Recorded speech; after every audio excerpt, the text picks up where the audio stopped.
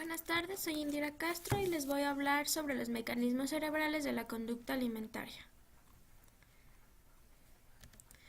En la conducta alimenticia, aunque las señales del hambre y de saciedad se originan en el aparato digestivo y en los depósitos de reservas de nutrientes del organismo, este suele ser el objetivo de las señales en el encéfalo. En este aparato se examinan algunas de las investigaciones acerca de los mecanismos encefálicos de la ingesta de la comida y del metabolismo. Las conductas de ingesta son filogenéticamente antiguas. Obviamente todos nuestros antepasados comían y bebían y morían. Por lo tanto, debía esperarse que las conductas básicas de ingesta, ya sean masticar o tragar, estén programadas por circuitos cerebrales filogenéticamente antiguos.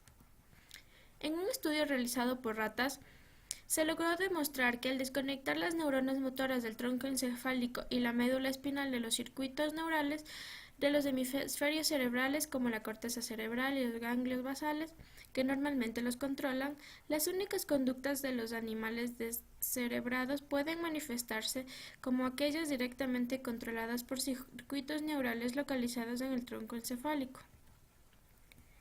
Aquí se puede observar en este gráfico las secciones frontales a través del encéfalo de una rata en las que se muestra la localización de regiones del hipotálamo que intervienen en el control de la ingesta de alimentos y del metabolismo. El hipotálamo, al descubrir que la estimulación eléctrica de esta misma región estimulaba la conducta de comer, de beber o ambas, por el contrario, las lesiones del núcleo ventromedial del hipotálamo provocaban una alimentación excesiva que desembocaba en obesidad mórbida, mientras que la estimulación eléctrica suprimía la ingesta. El papel del hambre. Las investigaciones han demostrado que el hipotálamo lateral interviene ciertamente el control de la ingesta de alimentos. Las lesiones neurotóxicas del hipotálamo lateral, practicadas mediante ácido iboténico, el cual destruye las células del tiempo que respeta los axones que atraviesan la región, produce un descenso duradero de la ingesta de alimentos y del peso corporal. Por otra parte, la estimulación del hipotálamo lateral con inyecciones directas de aminoácidos excitatorios provoca la ingesta, mientras que las inyecciones de dicha región de un antagonista del glutamato disminuyen la toma de alimentos. El papel de la saciedad. Uno de los efectos más sorprendentes de una lesión cerebral localizada es la sobrealimentación y la obesidad que producen una lesión del hipotálamo ventromedial. Este efecto se debe al daño de los mecanismos cerebrales implicados en la saciedad y el control del metabolismo. Las lesiones del hipotálamo ventromedial no solo destruyen el hipotálamo, sino también los axones que conectan el núcleo paraventricular del hipotálamo con estructuras del tronco encefálico. Los mecanismos cerebrales.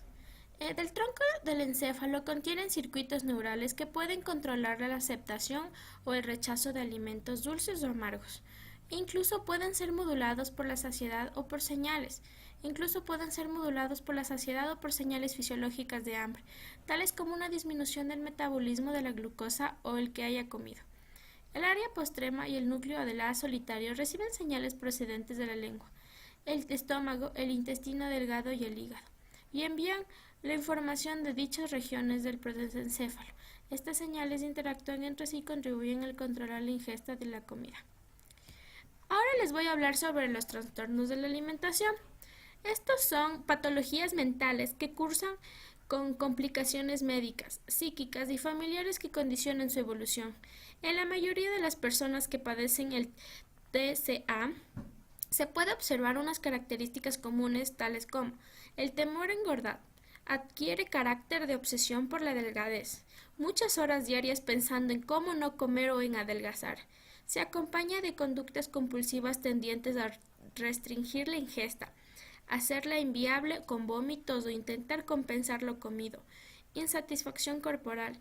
La distorsión de la imagen corporal es una expresión de esta insatisfacción o el temor al descontrol con la comida.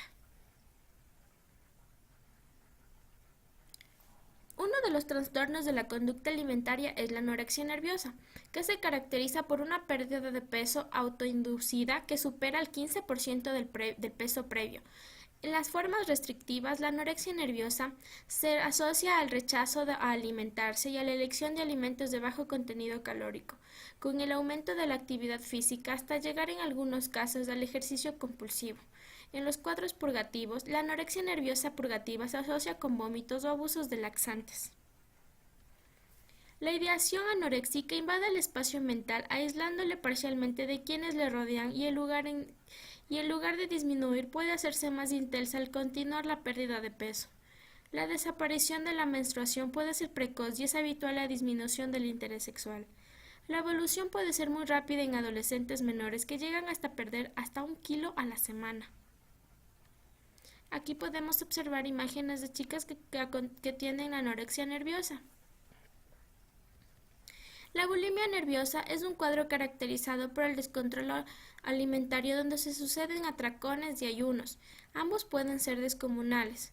Los atracones reales o subjetivos vividos con gran malestar y culpa intentan compensarlos con vómitos o diarreas, ejercicio o ayuno. Viven avergonzadas y culpabilizadas con el temor de que su descontrol afecte a otras áreas de su vida, lo que no es infrecuente. Voy a hablarles sobre la tabla de hormonas que producen la disminución del apetito, tales como podemos ver que es la leptina, la colecitoquinina. En la leptina podemos darnos cuenta que es una hormona segregada por las células grasas o adipocitos que informan del estado de reservas energéticas. El efecto de esta puede ser entre ayunas o tras la restricción calórica intensa. Los niveles leptínicos caen bruscamente, lo que causa un aumento del apetito y una disminución del gasto energético.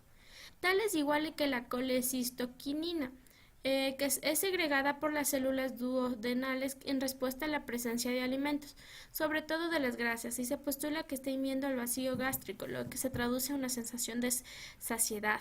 Esta hormona se parece al apetito e inhibe el apetito a corto plazo. La serotonina, la insulina y la norepinefrina cumplen una función similares a estas, ya que tienen una reducción de síntomas de los trastornos alimentarios, aunque se ha demostrado mejores resultados de la bulimia nerviosa. La de la insulina podemos ver que la función de esta es la encargada de la regulación de la glucemia. Asimismo, posee un papel importante en la regulación del metabolismo del tejido adiposo, ya que estimula la conversión de la glucosa. Y la norepinefrina es un regulador alfa que puede regular el inicio de la alimentación, mientras los betas participan en la inducción de la saciedad.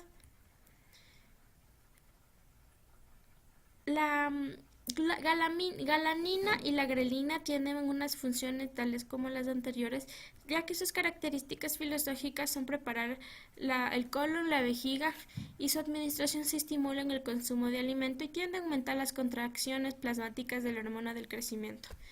La grelina interviene en el control de la liberación de la hormona del crecimiento en la sangre y aumenta con el ayuno y se reduce tras una comida de los anticuerpos. Los derivados del cannabis, la hormona del crecimiento, etc., se dan debido a que la destrucción inhibe directamente la producción de IGF desde el hígado y los niveles se incrementan debido al feedback negativo. Se ha demostrado una secreción del GH basal significativamente mayor, un aumento en una frecuencia de liberación pulsátil en las adolescentes sanas. Los neuromoduladores. El glucagón, los estrógenos, la cocaína y los transcriptores de las anfetaminas tienen una función de un potente inhibidor de la ingesta alimentaria, que es producido por las células de L del intestino delgado. Los estrógenos en las mujeres inducen fenómenos de proliferación celular sobre los órganos, principalmente endometrio, mama y el mismo ovario, mientras que en los hombres el estrógeno ayuda a la maduración del esperma y del mantenimiento de un líbido sano. Los transcriptores de las anfetaminas son neuronas del arcuato que se proyectan en el hipotálamo lateral, núcleo paraventricular y la asta intermedial y lateral. El neuropéptido YY, melatonina y la orexina A y B como función tienen que es el principal de todos, ya que es un potente activador de la conducta alimentaria y regula el balance energético que recibe nuestro cuerpo. El péptido de YY inhibe la motilidad gástrica e incrementa la absorción de agua y electrolitos en el colon. La melanocortina participa en la regulación del apetito, de la saciedad específicamente y en el gasto energético. La orexina A y B regulan el mecanismo del hambre en el cerebro humano y que podrían estar directamente relacionadas con la obesidad y la diabetes. La norepinefrina también actúa para aumentar los niveles de glucosa en la sangre.